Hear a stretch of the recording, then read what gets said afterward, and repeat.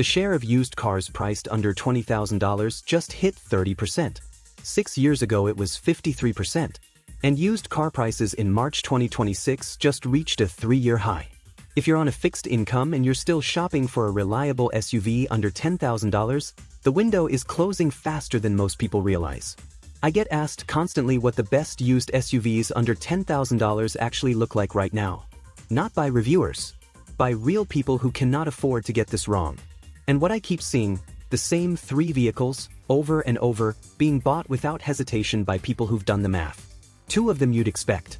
One of them is going to make you do a double take. And the trap hidden inside the most popular pick on this list? I've watched it cost people $4,500 they didn't have. Stay with me because the one thing you need to check before buying any of these takes 30 seconds and costs nothing. Here's the thing about this market right now. Used cars under $20,000 are vanishing. The Manheim Used Vehicle Value Index, that's the industry's price benchmark, just climbed to its highest point since the summer of 2023. Tariffs are pushing new car buyers into the used market. Inventory below 40 days, supply as of March 2026. That's the tightest it's been all year. What does that mean for you? It means the vehicles on this list are being picked off. The clean ones, the right years, the right trims, they're moving fast. So understanding exactly which years to target and exactly which years to walk away from matters more today than it did even 6 months ago. 3 vehicles on this list. We're counting down. Entry 3, Honda CR-V, 2007 to 2011. Number 3, the Honda CR-V. And look, I know what you're thinking. Of course the CR-V is on this list. But stay with me, because there's a specific failure inside the 3rd generation CR-V that has cost people $3,000 to $4,000 in a single repair. And it's happening to the exact years most people are shopping right now. Dealt with this recently. A retired schoolteacher found a 2008 CR-V for $6,800. Clean title, 130,000 miles, 1 owner. She was thrilled. I told her to turn the AC on full cold and listen. She said it seemed fine at the lot. It wasn't. 3 weeks later, the AC compressor imploded, and when that compressor goes on these 3rd-gen CR Versus, it doesn't just fail quietly. Metal debris travels through the entire AC system. Condenser, dryer, evaporator, expansion valve, hoses, seals. The whole system. She was looking at $3,400 to make it right. Here's why this happens.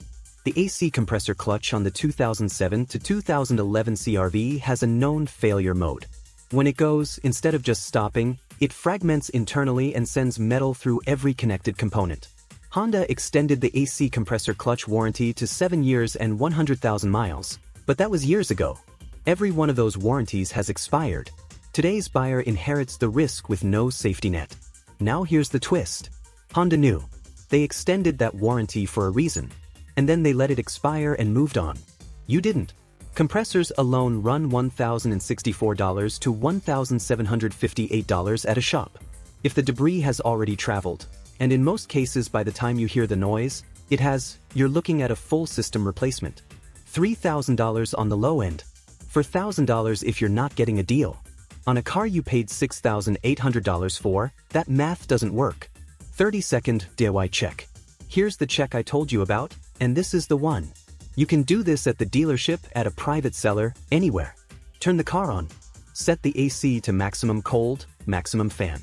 Let it run for 60 seconds. Then listen. You're listening for a grinding sound or a rattle from the front of the engine bay. If you hear anything that sounds like gravel in a dryer, walk away. If it blows cold and quiet, you're probably okay. That's it. 60 seconds. It costs nothing. Honda extended the warranty because the failure was real. They just didn't tell anyone when it expired. Who should buy a 2010 to 2011 CR-V? You want the lowest possible entry price in this category. You're okay doing the 60-second AC check first. You drive moderate miles and want simple, proven mechanicals with a nearly flat depreciation curve. This thing lost only 8 to 9% of its value over 3 years. Who should walk away? You're looking at a 2007, 2008, or 2009 and the seller can't prove the AC system has been serviced. Or you're in a hot climate where AC isn't optional. The stakes are too high on an unverified system. My verdict. The 2010 to 2011 CR-V is a legitimate goldmine at current prices, but the 2007 to 2009 is a coin flip you don't have to take. That was number 3. Number 2 barely depreciates, has one of the cleanest long-term ownership records in this entire category, and there's a year-specific trap inside it too, but it's different. And honestly, the math on avoiding it is even simpler. Let's go. Entry 2, Toyota RAV4, 2003 to 2012. Number 2. And this one I'd actually put my own money on at the right years. The Toyota RAV4 in the 2009 to 2012 window. RepairPal rates it 4.0 out of 5.0 for reliability, 3rd out of 26 compact SUVs. Average annual repair cost is $429. And it's barely depreciating, about 21% over 3 years. That's not a used car. That's an asset. I talked to a guy 2 months ago. Retired logistics manager, drives maybe 8,000 miles a year. Found a 2010 RAV4 with 155,000 miles for $7,200.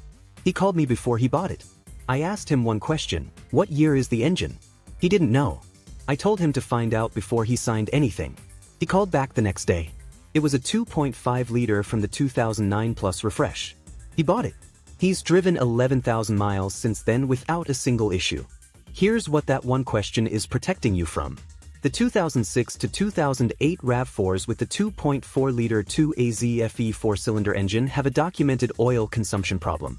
The engine burns a quart of oil every 1,000 to 2,000 miles in severe cases.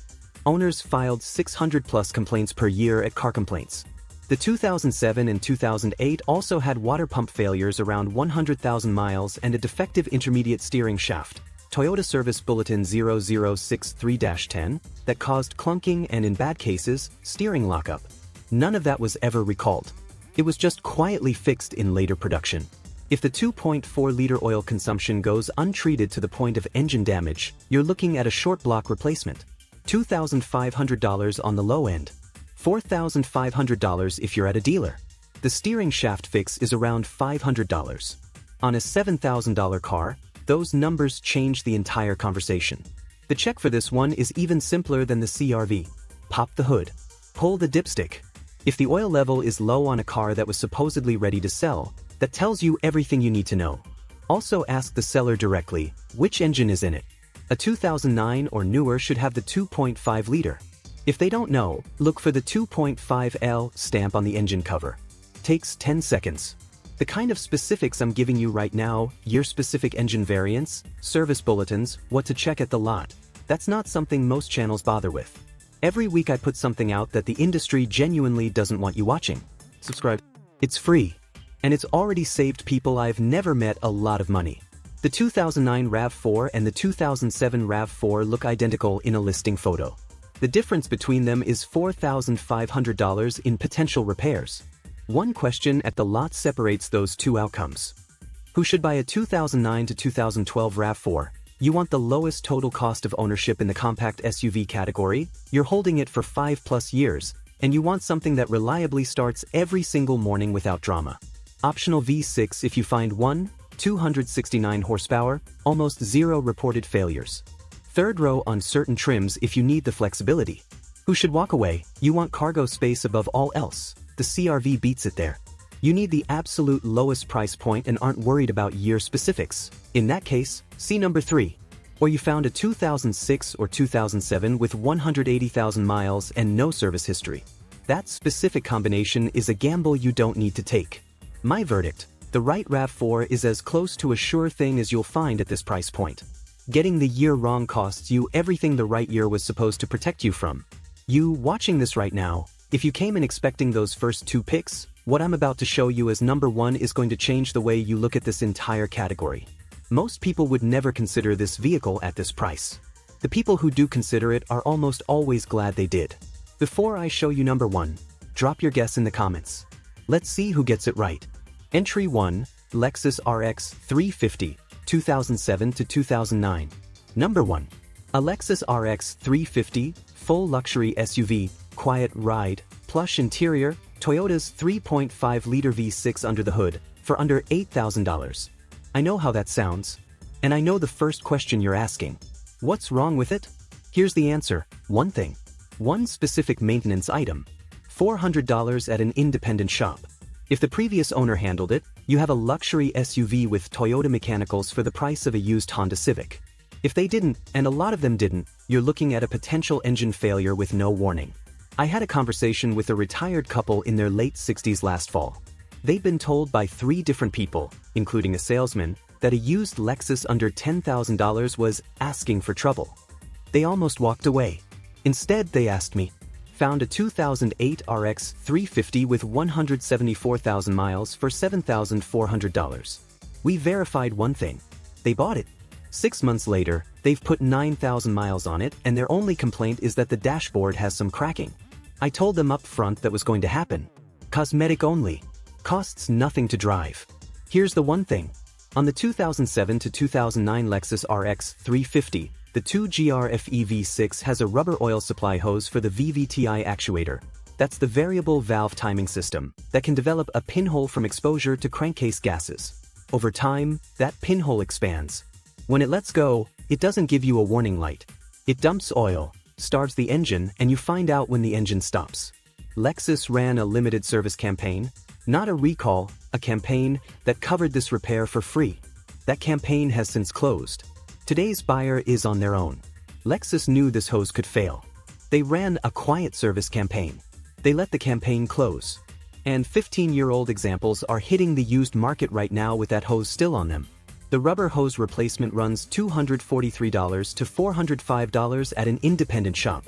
Toyota even makes an all-metal replacement hose, part number 15772313030, that eliminates the failure mode permanently.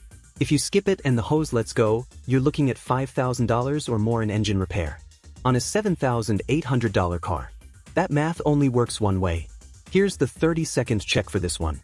Ask the seller, or have a pre-purchase inspector ask one specific question. Has the VVTi oil supply hose been replaced, and do you have documentation? If yes, and they have paperwork, buy the car with confidence. If no, negotiate $400 off the asking price and get it done on day one. If the seller doesn't know what a VVTi hose is, budget for the repair and price accordingly. A $100 to $200 pre-purchase inspection from an independent shop will confirm it either way. A cracking dashboard on a Lexus RX 350 is not a problem. It's a green flag. It means the previous owner cared about comfort, not mechanics. The people who complain about the dashboard never had to pay for the engine. Who should buy a 2007 to 2009 RX 350? You want a luxury ride, genuinely quiet, genuinely smooth, genuinely comfortable, on a budget that shouldn't be able to afford one. You're willing to verify the VVTi hose or factor in $400 upfront.